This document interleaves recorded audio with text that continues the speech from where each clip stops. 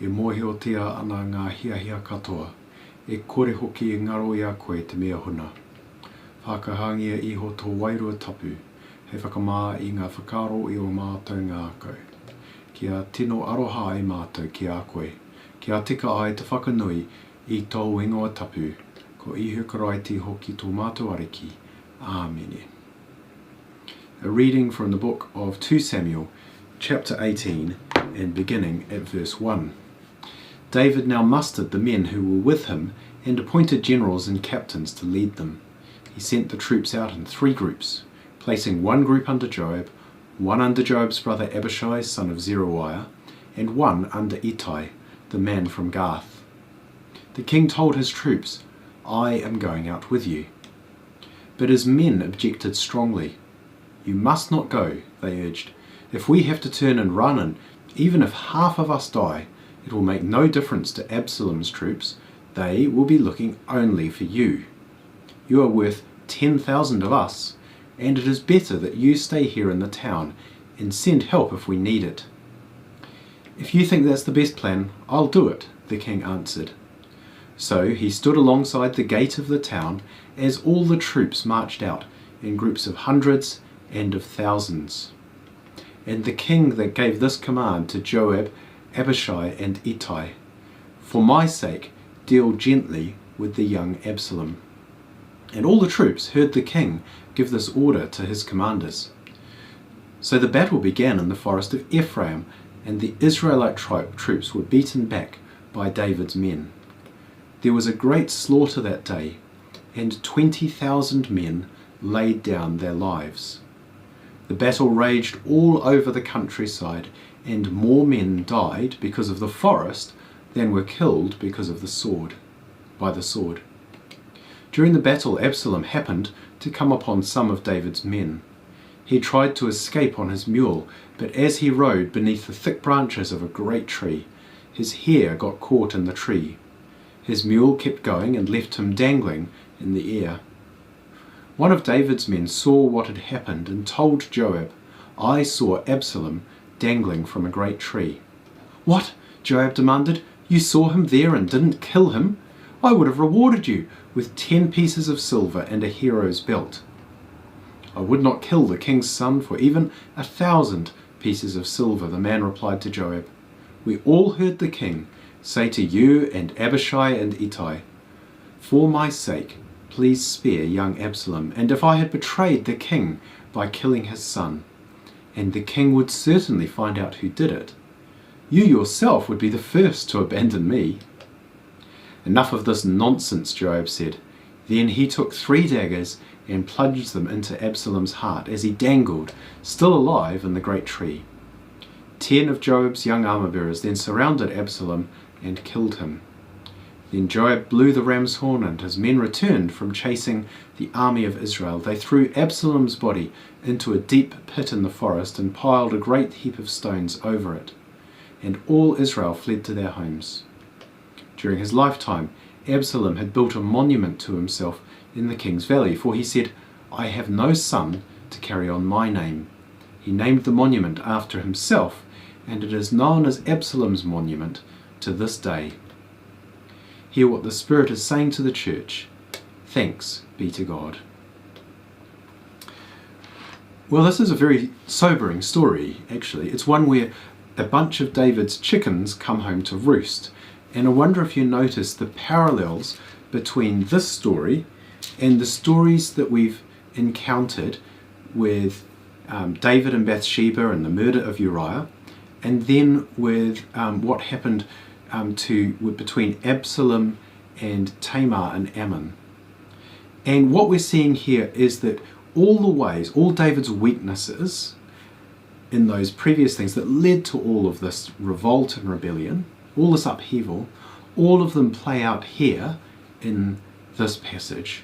And this time the ending is with the death of Absalom. Absalom, who was David's son, and by the way that David reacts, is clearly the one that David hopes will inherit his throne one day. And yet by the end of this morning's reading, all of David's hopes have been dashed. His hopes of reconciliation and restoration, His hopes that somehow he could keep everything together despite the consequences of his failure to be a good king and a good judge. And despite his actual instructions to his men and to his other leaders to leave Absalom alone. I wonder if you noticed that in this passage there's a mirroring of some of the earlier issues around when David and Bathsheba was recounted earlier. There David chose to stay at home. This time David says, I think I should go out to war. And instead of being the active one here, David is passive and does what he's told to do. His passivity here in staying at home and letting the situation get out of control through Joab is one that mirrors his activity earlier to do evil, but his passivity when he needed to step in and judge in the case of Ammon and Absalom earlier. So here his passivity, previously his passivity led to disaster happening amongst his children. Here his passivity leads to the end of his hopes for Absalom to succeed him. I wonder if you notice too that where before David used Joab to execute his evil plans, here Joab is the one who ends up disobeying David and undertaking evil, but still it seems David is culpable. David tries to divide up the leadership of his army amongst 3 different leaders, but Joab very quickly takes control of the situation and ends up taking over on particularly the thing that David instructed not to happen. Effectively, in the past, David has used Joab as his kind of wartime consigliere. If you've watched The Godfather, he uses him as his attack dog to get things done, the messy, nasty things that need to be done, and Joab has been quite happy to do them. But it turns out that David has constructed here a monster that he cannot entirely control.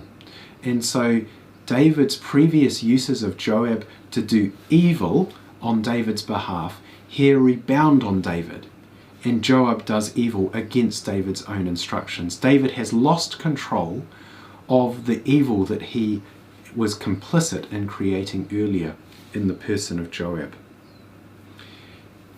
So in this story, there's very little here that's said about the military activity and precisely how the battle was won. The focus is all on the consequences of David's actions amongst those whom David entrusts to lead and to advise him. David is passive instead of active. His passivity reflects his earlier unwillingness to step in and judge when he needed to.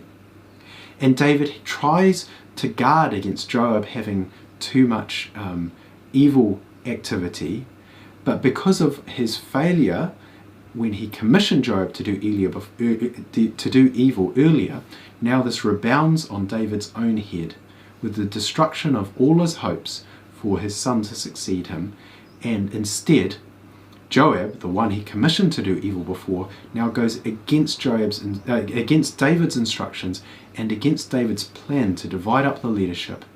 Joab takes control and acts, and he does precisely the evil that David wants him not to do. There is a warning here for all those who find themselves in positions of leadership to use somebody else to do one's messy work. To not want to sully one's hands with it can rebound on oneself. To be unwilling to step in when judgment is needed can rebound in ways that are actually against what's been instructed. But most of all, this passage reminds us that David, as a human leader, in the end fails to do the things that are necessary in the King of God's people, and points us towards the hope of something better. As Christian readers of this passage, we look and we see Jesus, who was willing to judge when the occasion demanded it. Jesus, who was willing to speak forthrightly to oppose evil, as well as gently to bring about good. We see Jesus, who, unlike David, never handed over the messiness of what needed to be done to somebody else, but took the responsibility himself with his own disciples, with his own people Israel, with the priests in the temple. Jesus is the one who steps in. He never hands it over to somebody else to do instead of him. And so, as we see David's failure here as a king, David's failings point us towards our true King, Jesus Christ.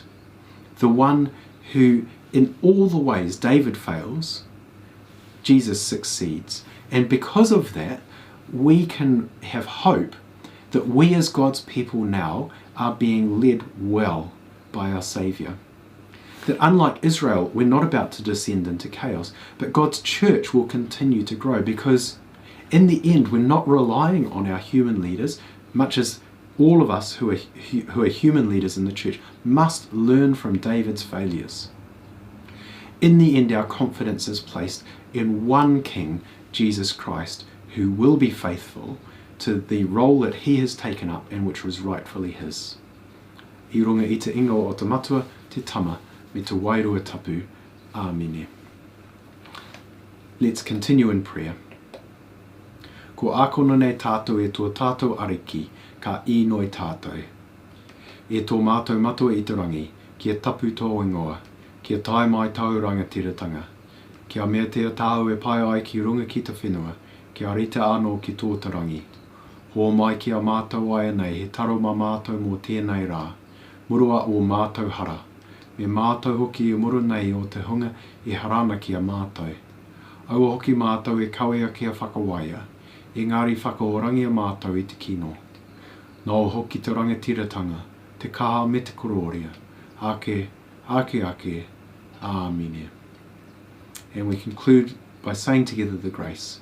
Kia tau kia tātou katoa, te atawhai o tō tātou ariki o ihu karaiti. Me te aroha o te atua, me te whiwhi ngā tahitanga ki te wairua tapu. Ake, ake, ake. Āmine. Kia ora tātou.